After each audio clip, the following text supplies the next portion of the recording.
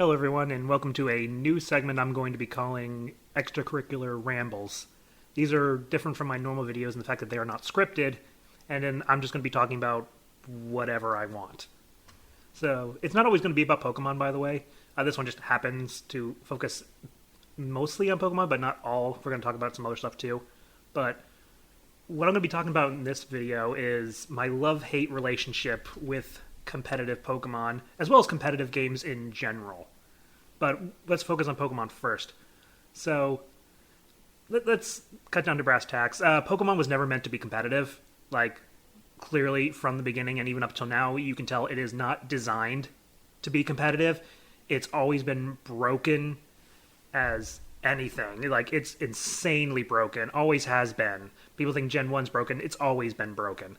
And Game Freak knows this. They keep introducing new gimmicks that break the game. Everything they've introduced broke the game. Mega Evolution, Z-Moves, Dynamax, this new crystallization thing is definitely going to break the game. You know? And so they know. This was never meant to be competitive. It's just meant to be a fun game. You play through it however you like. You use whatever Pokemon you want.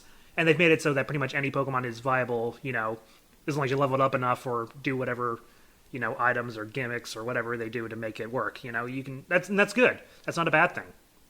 I like doing that. I like going through the game. I don't care if it's, you know, 100% fair and balanced, because you're never going to be fair and balanced when you're a game like Pokemon. It's just not possible. But, you know, of course, Pokemon being as popular as it is, they're like, oh, hey, we can turn this into a competitive video game sport. You know, that's big sometimes. You know, that probably gets a lot of attention and stuff. And people do it anyway, so, you know, might as well make a little money off of it. You know, because why not? So, but yeah. I love it on the fact that, like, that it actually happens. Like, this Pokemon has no business being a competitive game, and yet it is, and that's kind of hilarious to me.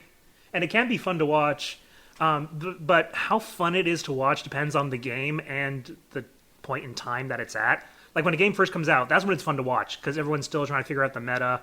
You know, new things are being tried all the time. But once that meta settles and everything is, you know, figured out, it's insanely boring, because everyone will be using the same handful of Pokemon because they're the strongest. They got, you know, very few answers or anything like that. And it just becomes super boring. You know, that's the long and short of it. Like, you know, when the new DLC comes out, that's always kind of interesting to watch because people are finding out new stuff and stuff like that. But then once that's settled again, it becomes super boring. And when you add legendaries into it, it's even more boring. You know, back in the day when they had the Primals and, you know, Primal Kyogre and Groudon and, you know, Mega Rayquaza and stuff like that. Again, clearly Game Freak breaking the game.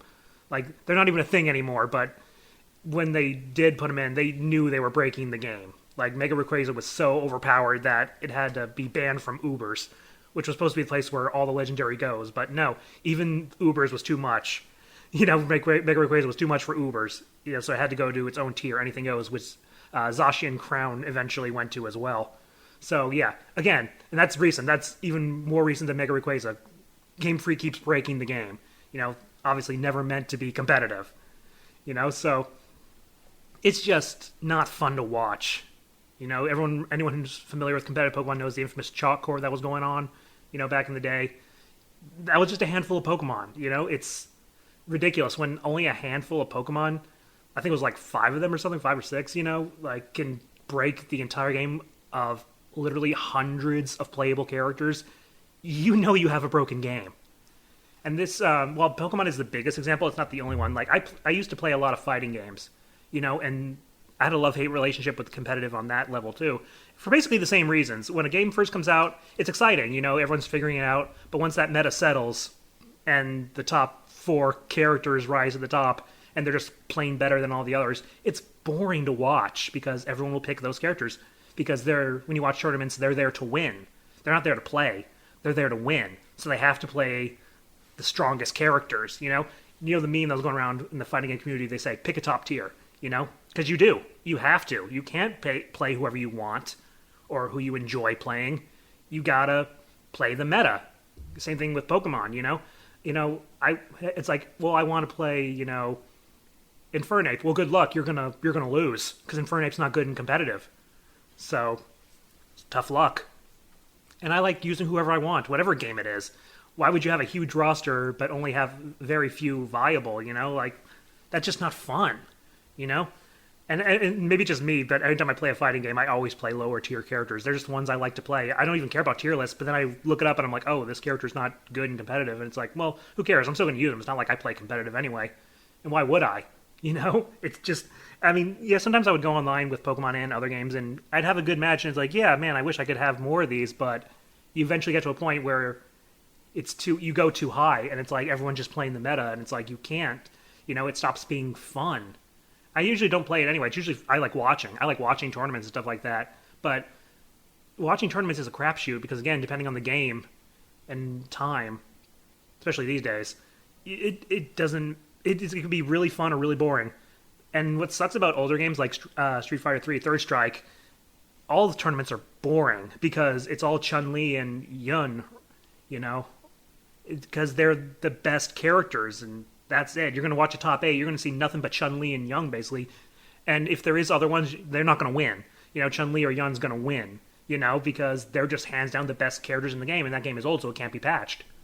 And these days, there's always DLC and stuff. And that's another thing. DLC, if you want to stay competitive, you have to buy the DLC.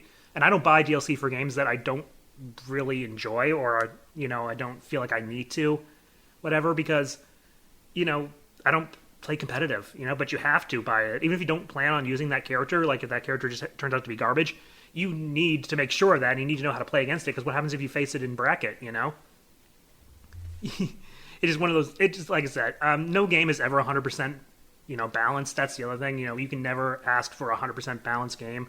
It's just not possible. Something is going to be broken. And you can have conversations about, balancing and buffing or nerfing and all that stuff. Pokemon, if you look at competitive, man, they have so many nerfs to everything. They had to nerf Rain in Gen 5 so badly, like so many complicated rules and stuff like that. And when you have to do that with so many different strategies and stuff like that, yeah, the game is just broken. I would say you might as well just let it happen. Don't ban anything. It's a Wild West. It's Pokemon. It's never going to be balanced anyway. I mean, at least then maybe you'll see some variety, although probably not.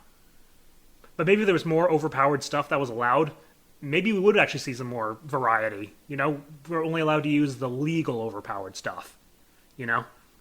Anyway, that's my ramble this time. Tell me what you think of competitive video games in general, I guess. This is just, content in between my scripted videos to give you guys, because the scripted stuff takes a lot more time. So I hope you enjoyed my little ramble, and I'll see you next time.